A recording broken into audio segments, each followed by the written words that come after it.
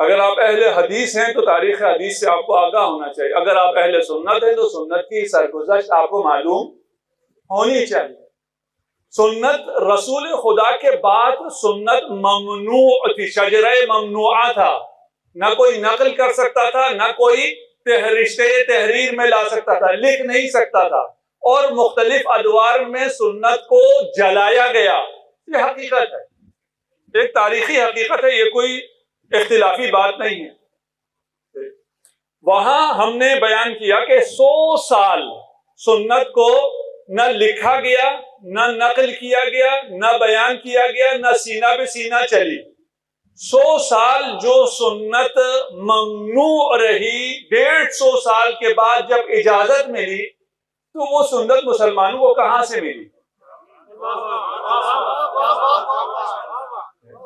یہ سوال تو پیدا ہوتا ہے. جس اسلام میں ریاست مدینہ کے بعد نہ کوئی عالم پیدا ہوتا ہے، نہ کوئی فقیہ پیدا ہوتا ہے، نہ کوئی محدث پیدا ہوتا ہے، نہ کوئی کلامی پیدا ہوتا ہے، اندھیرا ہو جاتا ہے. اس کے بعد یکایک فقہا پیدا ہونا شروع ہو جاتے ہیں، محدثین پیدا ہونا شروع ہو جاتے ہیں. 150 سال کے بعد، 150 سال بعد کیا ہوا تھا؟ کیوں اچانک کہاں سے علم نبوت پھوٹ پڑا؟ ہے علم نبوت. ہم نے کہا اہل سنت کے پاس بھی جو ہے وہ بھی نبی کا علم ہے، وہ بھی سنت ہے، ہم اس کو مانتے ہیں. ہمارے پاس اصل ہے، ان کے پاس ہم سے پہنچا ہو جہاں سے پہنچا ہے مانتے ہیں. لیکن سوال صرف اتنا ہے کہ 150 سال بعد اچانک کیسے پھوٹ پڑا؟ یہ پھر 1-2 گھنٹے کی تقریر ہے اگر کسی نے تفصیل کو سمجھنا ہے. میں نے کہا میں دعویٰ بغیر دلیل کی نہیں کروں گا، ابھی آپ کو دلیل کی طرف اشارہ بھی دے رہا ہوں. 150 سال بعد کیا ہوا تھا؟ بنی امیہ کی حکومت کمزور ہوئی، ان کا استبداد ٹوٹا، اہل بیت کو آزادی ملی. اور اہل بیت کا جو فرد اس وقت تھا اس کا نام باقر العلوم ہو گیا. سربار پڑھ رہے محمد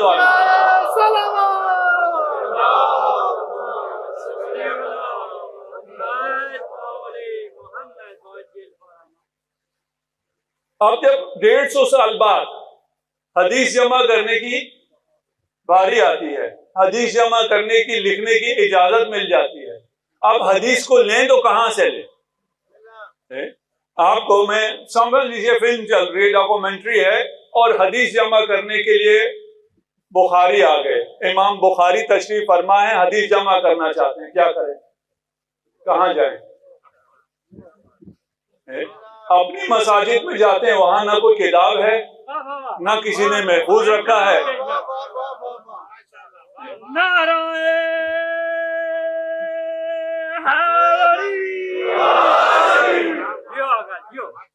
اب امام بخاری کہاں جائے، امام مسلم کہاں جائیں؟ بننا امام ہے، محفوظ حدیث کو کرنا ہے. بہت اچھے لوگ تھے، میں ان کی تعریف کر رہا ہوں، کوئی تنقید نہیں کر رہا ہوں. بہت اچھے تھے، بہت بڑی بڑی انہوں نے قربانیاں دی ہیں. کچھ مجبوریاں بھی تھیں، ان مجبوریوں کو بھی سمجھنا چاہیے.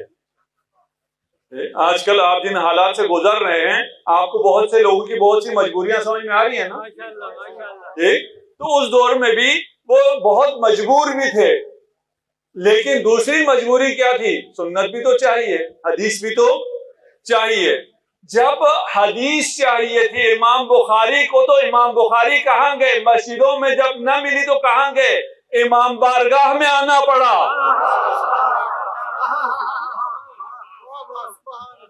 امام بارگاہ میں آنے سے نکاح نہیں ٹوٹتا، امام بارگاہ میں آنے سے رافضی نہیں بنتے، کافر نہیں ہو جاتے.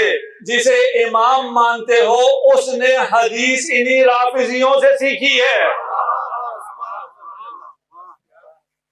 میری تحقیق نہیں ہے، ڈاکٹر صداقت کی تحقیق ہے. ان کی کتاب بھی ابھی آنے والی ہے، وہ اپنی کتاب اور مسودہ لے کے آئے تھے.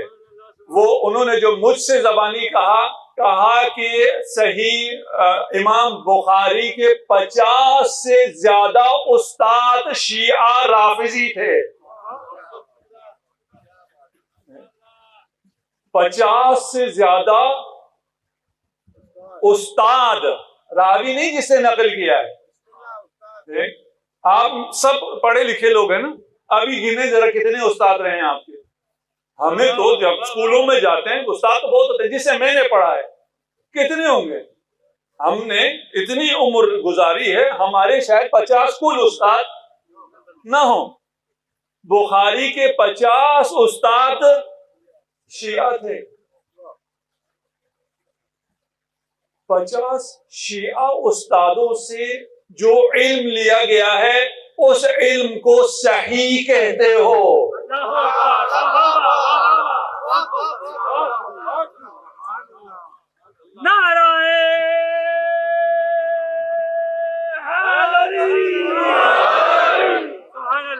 میں اسلام کی بات کر رہا ہوں، اموی اسلام کی بات نہیں کر رہا۔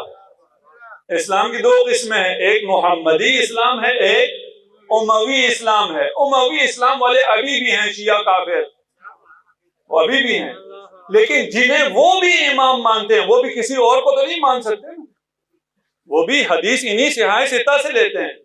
جن سے وہ لیتے ہیں ان کے 50 سے زیادہ استاد شیعہ ہیں، استادوں سے سیکھا ہوگا، سنا ہوگا، ہمارا بچہ امام بارگاہ چلا گیا ہوگا، لیکن اپنی کتابوں میں ان کی باتیں لکھتا تو نہیں ہوگا، آگے سنا ہے، آگے سیکھا ہے، بہت سی مجبوریوں کی وجہ سے بہت سی چیزیں نہیں لکھ سکا، لیکن آیا کچھ لکھا بھی یا نہیں لکھا؟ صحاح ستہ میں 16,000 روایتیں شیعہ راویوں کی ہیں۔ ابھی آپ کو پتہ نہیں ہے حدیث کی کل تعداد کتنی، جائیں ذرا سرچ کریں، تھوڑا پڑھیں گے آپ کو مزہ آئے گا، ایسے صرف مجھ سے سننے میں مزہ نہیں آئے گا۔ کل کتنے حدیث ہیں؟ ان میں سے 16,000 صحاح ستہ میں، اہل سنت آثار میں 60,000 احادیث شیعوں کی ہے۔ صرف شیعہ نہیں، رافضی، جو اہل سنت محقق بن کر ڈاکٹر صداقت، انہوں نے اپنی کتاب میں لکھا ہے کہ شیعہ رافضیوں سے 16,000۔ ہم نے کہا یار رافضی کیوں لکھا، شیعہ لکھتے؟ کہ میں نے جو کتابوں میں دیکھا ہے، جو لکھا ہے ہمارے بزرگوں نے، ہم نے وہی لکھ دیا ہے۔ بھئی شیعہ کی محفل میں آنا نہیں بلکہ رافضی کی محفل میں جانا عبادت ہے۔ ذہابی کو نہیں جانے، آپ لوگ جانتے نہیں جانتے، امام ہے، امام المنقدین، نقد کا امام، ذہابی اہل سنت کا اس سے بڑا کوئی نام ہی نہیں ہے نقد کرنے میں، رجال کو اور اسانید کو ٹھیک کرنے کے، ان پہ نقد سمجھتے ہیں نا، اس سے بڑا کوئی امام نہیں ہے، امام ذہبی۔ وہ پتہ ہے کیا کہتا ہے آپ کے بارے میں؟ آپ سمجھ رہے ہیں رافضیوں کے بارے میں؟ کہتے ہیں کہ ان تابعی اور ان کے بعد والوں سے اگر دین نہ لیا جائے تو میں امام ذہبی اعلان کرتا ہوں کسی کو اسلام اور سنت کا کچھ بھی نہ ملے گا۔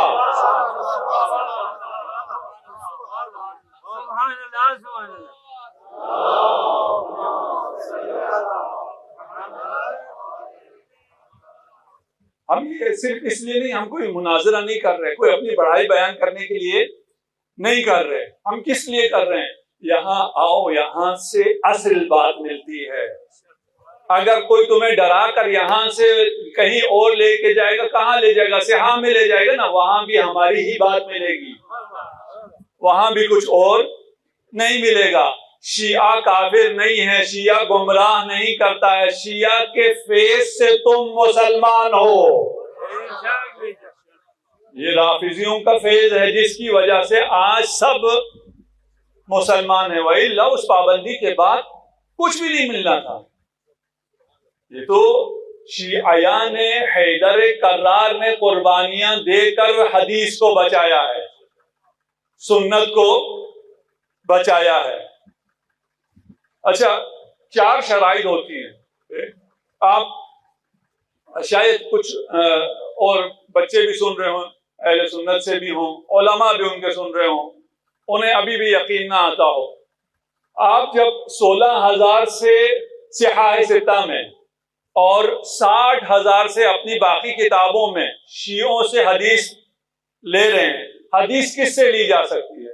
پہلی شرط کیا ہے؟ کسی بھی کتاب میں سرچ کر لیں آپ. اہل سنت کے مطابق، ہمارے مطابق بھی ہے، مسلمانوں کے ہاں حدیث لینے کے لیے راوی میں کیا شرائط ہونی چاہیے؟ پہلی شرط کیا ہے؟ مسلمان ہو. پہلی شرط مسلمان ہو. جب شیعہ کو تمام امام مسلمان مانتے ہیں، اہل سنت کے تمام امام شیعہ کو مسلمان مانتے ہیں، پھر یہ جو فتاوا دیتے ہیں یہ کون ہے؟ یہ بھی تو ہے نا، یہ کیڑے مکوڑے، یہ عالم نہیں ہیں، یہ دیندار نہیں ہیں. بھئی بڑے بڑے نام ہیں، اس میں شک نہیں ہے، بڑے بڑے ناموں نے شیعہ کی تکفیر کی ہے. ابھی شاید کچھ چیز آپ اس سیاسی پس منظر میں آپ کچھ نہ کچھ بات میری آسانی سے سمجھ لیں. مجھے کوئی سیاست سے کام نہیں ہے، نہ ہی میں نے اس پہ بولنا ہے، لیکن آپ کو سمجھانا ہے. کچھ لوگوں کو بڑا کیا جاتا ہے، وہ بڑے ہوتے نہیں ہیں، انہیں بڑا کیا جاتا ہے تاکہ اپنی بات ان سے کہلوائی جائے.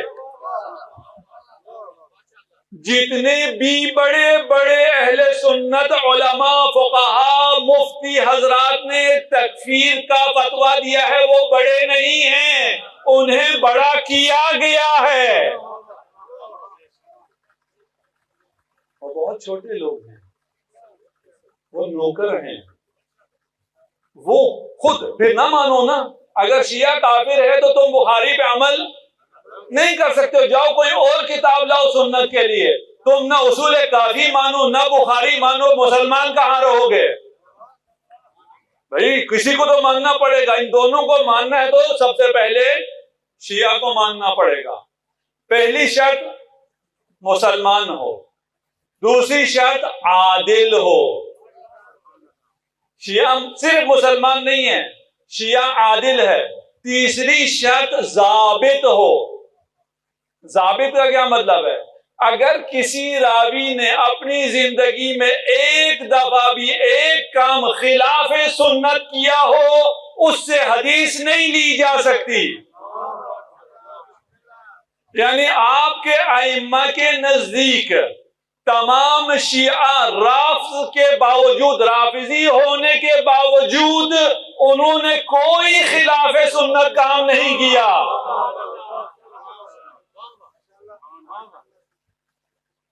یہ کیوں کیا رہا ہوں صاحب؟ اس لیے کہ محبتیں بڑھی، اس لیے کہ آپ سب مل کے، ہم نے اس دین کو مل کے بچایا ہے، ہم نے اس سنت کو مل کے سنبھالا ہے، مل کے کیا ہے. اور یہ تو میں نے ایک طرف کی کہانی بتائی نا. ہماری کتابوں میں اہل سنت راوی ہیں، اس کو میں بڑا چڑھا کے کیوں بیان نہیں کروں، بیان کیوں نہیں کروں؟ اس لیے کہ اس میں کوئی اختلاف ہی کوئی نہیں، ہم تو مسلمان کہتے ہیں. ابھی آیت اللہ سیستانی نے کیا کہا کہ سنی کو، اہل سنت کو اپنا بھائی نہ کہو، وہ تمہاری جان ہے. ہم تو اپنی جان کہتے ہیں، ہم تو اپنے اہل سنت بھائیوں پر جان قربان کرتے ہیں، صرف زبانی کلامی نہیں. ابھی جب داعش نے حملہ کیا عراق کا، اہل سنت کے تمام علاقوں پہ قبضہ کیا. شیعہ کسی علاقے پہ قبضہ نہیں ہوا تھا، اہل سنت کے مناطق پہ قبضہ ہوا. شیعہ جوانوں نے خون دے کر اہل سنت علاقوں کو آزاد کرایا. ابھی میں گیا، ابھی چند دنوں پہلے آ رہا ہوں، جیسے آپ کو بتایا. پہلے جب ہم جاتے تھے سامرا کی طرف بہت زیادہ فورس ہوتی تھی، ابھی نہیں ہے، ابھی اس طرح نہیں ہے، ابھی امن ہے، امان ہے. ان کا پوچھا کیا ہوا؟ کہا یہ جو غلط فہمیاں تھی وہ ساری دور ہو گئی. انہیں پتا چلا کہ یہ تو بچانے والے ہیں، یہ مارنے والے نہیں ہیں. ہم جو دعوت دے رہے ہیں، ہم اس لیے نہیں یہاں دعوت دے رہے کہ ہم آپ کو ماریں. یہ غلط آپ کو بتایا، پتہ نہیں آپ کو مار کے تبرک میں ڈال دیتے، کیا کیا کر دیتے ہیں. آپ کو بلا رہے ہیں تاکہ آپ کو بچایا جا سکے. اور کس چیز سے بچایا جا سکے؟ میں آپ کو امامت سکھاؤں گا، بغیر امامت کے نہیں بچایا جا سکتا. وہ میرا عقیدہ ہے اور میں اپنا عقیدہ بیان کروں گا، یہ نہیں کہ میں اپنا عقیدہ بیان نہیں کروں گا، اس میں کوئی شک نہیں ہے. بغیر ولایت کے کچھ بھی قبول نہیں ہے. یہ صرف میرا عقیدہ نہیں ہے، تمام مسلمانوں کا عقیدہ ہے. بغیر ولایت اہل بیت کے کوئی عمل قبول